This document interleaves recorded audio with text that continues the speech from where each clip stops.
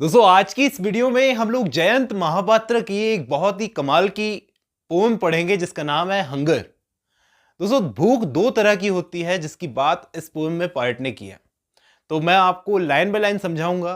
पहले हम लोग लाइन बाय लाइन समरी देखेंगे, उसके बाद मैं इसका एनालिसिस दूंगा। दोस्तों इसका एनालिसिस जरूर सुनना, 5 मिनट के बाद में शुरू होगा। चलिए शुरू करते हैं, मिलता हूं इस वीडियो के एंड में। दोस्तों आज की इस वीडियो में हम लोग डिस्कस करेंगे जयंत महापात्र की लिखी एक पोएम हंगर। पोएम की शुरुआत होती है इस लाइन से कि it was hard to believe the flash was heavy on my back. Poet बोलते हैं कि शायद उन्होंने कोई बहुत ही भारी लगेज अपने बैक पर टांग रखा है, और it was hard to believe का मतलब है कि मुझे विश्वास नहीं हो रहा, बहुत ही मुश्किल है विश्वास करना कि मेरे इतने स्ट्रॉन्ग सेक्सुअल डिजायर्स हैं कि मैं कैसे मरा जा रहा हूँ। अगली लाइन में हमें पता चलता है कि वो शायद किसी नाव में बैठे हैं। द फिशरमैन सेड, उस मछुआरे ने मुझे कहा, विल यू हैव हर। ये विल यू हैव हर का मतलब है शायद ये किसी लड़की को उसे ऑफर कर रहा है। Carelessly trailing his nets and his nerves, इसका मतलब यह है कि वो मछुआरा बड़ा केयरलेसली अपने नेट को खींच रहा था। आगे पोएट बोलते हैं, एज दो his words sanctified the purpose with which he faced himself. I saw his white bones thrash his eyes. मतलब वो मछुआरा केयरलेस लग तो रहा था लेकिन केयरलेस था नहीं।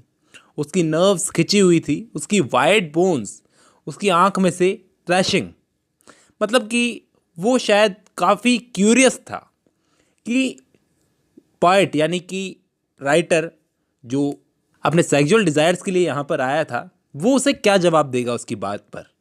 जो उसने पूछा विल यू हैव हर, तो इस बात पर क्या जवाब देगा वो। नेक्स्ट स्टैंजा में पोएट बोलते हैं, आई फॉलोड हिम, यानी मैंने उस मछुआरे का पीछा किया, यानी उसके पीछे पीछे गया।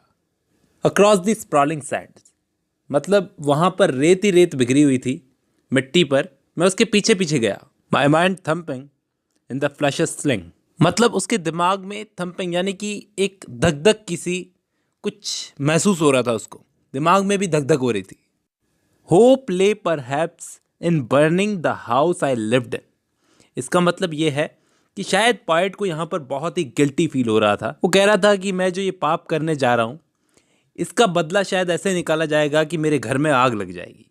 साइलेंस ग्रिप्ड माई स्लीव्स, इसका मतलब जो पोएट की साइलेंस थी वो उसको ग्रैब कर रही थी। His body cloud at the fourth, His old nets had only dragged up from the sea. कहने का मतलब यह है कि वो जो फिशरमैन था जो इसको अपने साथ में लेकर आया था उसके हाथ में कुछ नहीं लगा था, मतलब वो मछलियाँ लेने गया था लेकिन सिर्फ समुद्र की वो जो फॉर्म होती है वो लेकर आया बस। अब थर्ड स्ट्रैंजा में पोएट बोलते हैं, in the flickering dark his heart open like a wound. Poet यहाँ का मतलब उस मछुआरे की झोपड़ी में पहुंच चुका है। उसको बोलता है कि उसकी झोपड़ी बिल्कुल डार्क थी, गरीबी के कारण उसकी झोपड़ी की हालत बहुत ही खराब थी, कंडीशन बहुत ही खराब थी। The wind was I, wind का मतलब है तूफान, यहाँ पर स्टॉर्म की बात की गई है। The wind was ice and the days and nights before, कहने का मतलब पोएट के दिमाग में एक तूफान उठा हुआ है जो थम नहीं रहा है। पाम फ्रॉन्ट्स स्ट्रेच्ड माई स्किन, कहने का मतलब जब वो एंटर कर रहे थे उस घर में, उस छोटे सी झोपड़ी में, तो पाम के जो पत्ते थे वो उसकी स्किन पर लग रहे थे, जैसे वो रोक रहे हों उसे अंदर जाने से। आगे बोलते हैं इनसाइड द शैक, शैक का मतलब होता है झोपड़ी। उस झोपड़ी के अंदर एन ऑयल लैम्प, वहाँ पर एक ऑयल लैम्प था।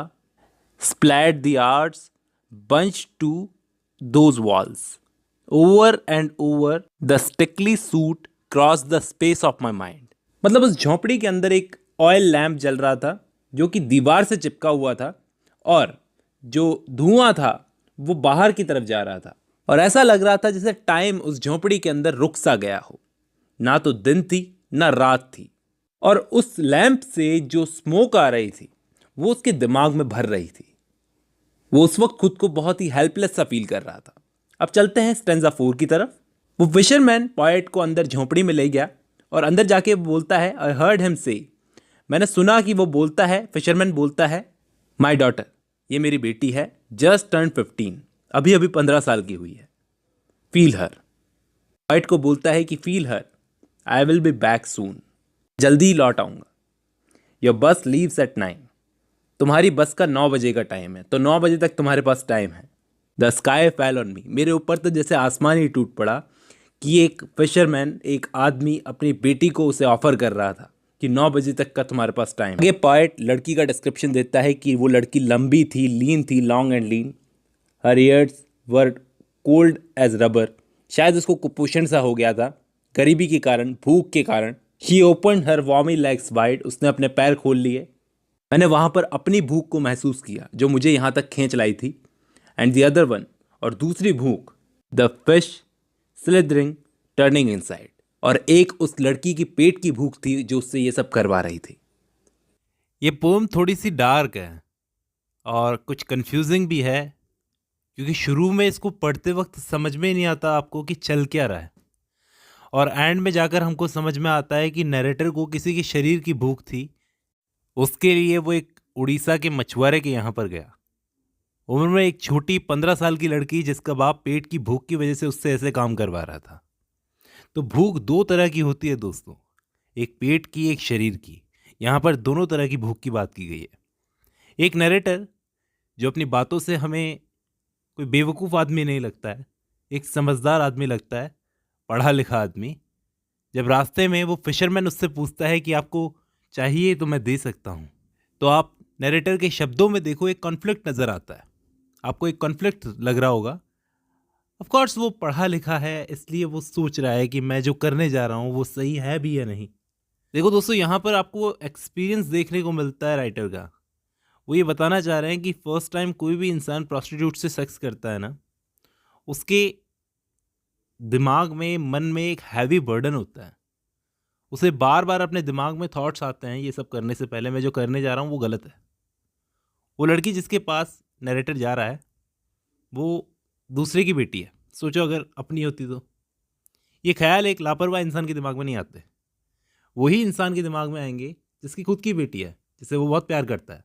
गांधी जी ने कहा था, ऐसी कोई भी चीज़ जिसमें आपकी आत्मा ना हो उसमें आपको प्लेजर नहीं मिल सकता। सेक्स इंसान करता है प्लेजर के लिए, और वो प्लेजर भी आपको तभी मिल सकता है जब उसके अंदर आपकी आत्मा शामिल हो। रियलिटी यही है, आप मानो या नहीं, प्रोस्टिट्यूट्स को इस तरह के सेक्स में प्लेजर नहीं मिलता। आपको भी नहीं मिलता, सिर्फ आपके शरीर की भूख शांत होती है। तो ये एक सोचने वाली बात है कि जब सामने वाला किसी चीज़ को एंजॉय नहीं कर रहा तो हम कैसे कर सकते हैं। ये पोएम उड़ीसा साइड की लिखी हुई है दोस्तों। जो एक्सपीरियंस इन्होंने अपनी रियल लाइफ से फील किए थे वही लिखे हैं। यहाँ पर नरेटर बोलता है कि दिमाग भले ही बार बार मना कर रहा था, लेकिन शरीर की भूख उसे सपोर्ट कर रही थी। शरीर की भूख जो होती है वो उसको सपोर्ट कर रही थी, इतना सपोर्ट कर रही थी कि किसी दूसरे की रूम की शांति भंग करने के लिए वो अंदर चला गया। एक बार को उसको फीलिंग आई कि ये किसी का रूम है, प्राइवेट स्पेस है जिसके अंदर मैं जा रहा हूँ।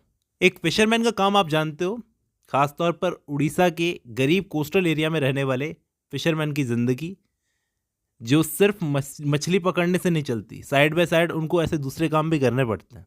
कई काम ऐसे होते हैं जो सिर्फ सीजनल होते हैं, जिसमें आप कभी कभी कमाते हो। तो फिशरमैन का काम ऐसा है, वो कुछ और कर भी नहीं सकते।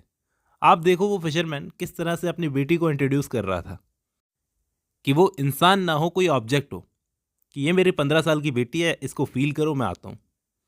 लेकिन आप ये सोचोगे कि 15 साल की उम्र क्या होती है ये सब काम करने के लिए। अगर आप थोड़े से भी सेंसिबल हो तो 15 साल की लड़की को ये सब चीज़ें करनी पड़ रही है। अक्सर मैंने फ्रस्ट्रेशन में कई लोगों को बोलते हुए सुना है दोस्तों कि गरीबी बहुत बुरी चीज़ है, लेकिन जब मैं यहाँ एक बाप को इस तरह अपनी 15 साल की बेटी को दुनिया के सामने डालता देखता हूँ तो यकीन हो गया कि वाकई गरीबी बहुत बुरी चीज़ है।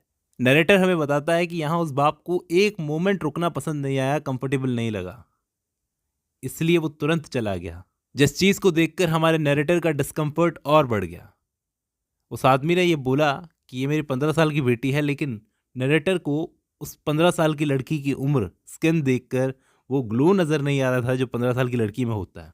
शायद इसलिए क्योंकि उस लड़की को पूरा न्यूट्रिशन नहीं मिल पा रहा होगा, हो सकता है। या फिर दूसरा ये हो सकता है कि कम उम्र में ही ऐसे काम करने की वजह से वो वक्त से पहले ही बड़ी हो गई हो, और उसके बाप के जाते ही 15 साल की बच्ची ने अपने पैर खोल लिए। यहाँ पर नरेटर बोलता है क्योंकि शायद वो कुछ और समझे ना समझे, एक चीज़ उसे समझ में आती थी कि उसे वही करना है जो हर रात किसी ना किसी के लिए किसी ना किसी स्ट्रेंजर अनजान आदमी के लिए करती है। और यहाँ पर पोएम की लास्ट लाइन्स आती है जब नरेटर बोलता है कि वहाँ उन टांगों के बीच मैंने दो तरह की भूख फील की, एक भूख मेरी जो शरीर की थी, दूसरी भूख उन दोनों बाप बेटी की जो उनसे ये काम करवा रही थी। एक चीज़ आप ध्यान देना, नरेटर में यहाँ पर डुअलिटी है दोस्तों, दोहरा व्यक्तित्व। दिमाग में तो वो ये सब नहीं करना चाहता, लेकिन शरीर ने दिमाग को दबा दिया, शरीर की भूख ने दिमाग को दबा दिया। शरीर को जब भूख लगती है तो वो दिमाग की नहीं सुनता। मुझे कमेंट्स में आप लिखकर बताओगे कि क्या आपने कभी डुअलिटी फील की है अपने व्यक्तित्व के अंदर, और की है तो कहाँ की है। अब जब आपने ये वीडियो खत्म कर लिया तो मैं उम्मीद करता हूं इसका एनालिसिस आपको समझ में आया होगा, हंगर पोएम समझ में आई होगी और आप कनेक्ट भी किए होंगे इसके साथ में। चलिए आज की इस वीडियो में बस इतना ही, मिलता हूं नेक्स्ट वीडियो में।